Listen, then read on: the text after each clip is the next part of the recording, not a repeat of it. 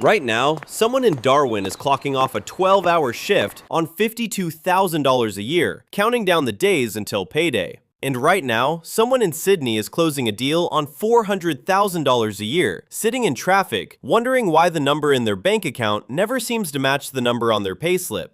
Both of these people exist. Both of them feel stretched. And today we're walking through every pay level in Australia, from minimum wage to the top 1%, so you can see exactly where you sit and exactly what life actually looks like at every single stage. Let's start at the bottom. Minimum wage in Australia right now works out to roughly $49,000 a year before tax. After tax, that's about $42,000, or close to $1,600 a fortnight. At this level, rent alone can swallow more than half your take-home pay. Groceries, transport, phone, electricity, there's barely anything left once the essentials are covered. This isn't a discipline problem. This is a math problem. At this wage, the system isn't built to let you get ahead, no matter how hard you work.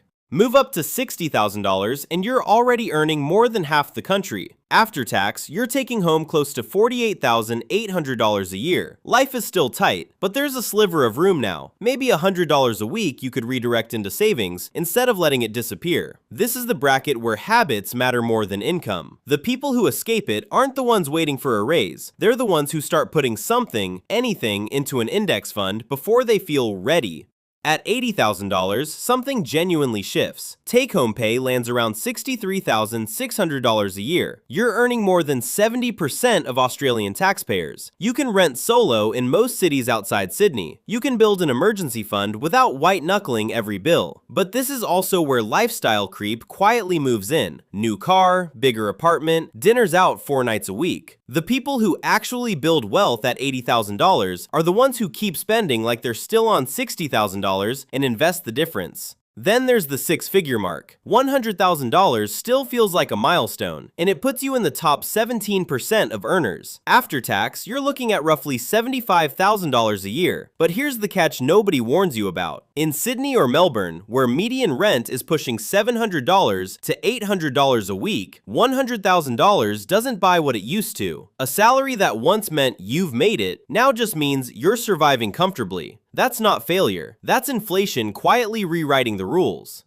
At $133,000, you're in the top 10% of all taxpayers. Take-home pay sits around $99,800 a year. Life genuinely opens up here. You can save consistently, invest with intention, and still enjoy your weekends. The danger at this level isn't the cost of living, it's comparison. Hang around people earning $250,000 long enough, and $133,000 starts to feel small. It isn't. You're out earning 90% of the country. Push up to $180,000 and you're in the top 5%. Your take-home lands around $128,500. Your effective tax rate climbs past 28%, so you genuinely feel the government's cut every payday. But your disposable income is strong enough to max out super, invest seriously, and start building real passive income. Life at $180,000 is about options. You can choose where to live, when to work, and how aggressively to build wealth. But you'd be surprised how many people at this income still live pay to pay. A big mortgage in Sydney, 2 car loans, private school fees, and suddenly $180,000 feels surprisingly tight. The income was never the problem, the commitments were.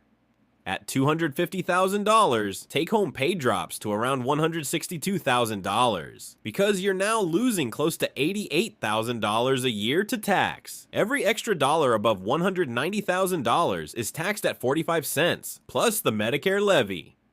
At this income, every extra dollar you earn, nearly half goes to the government. This is where tax strategy stops being optional.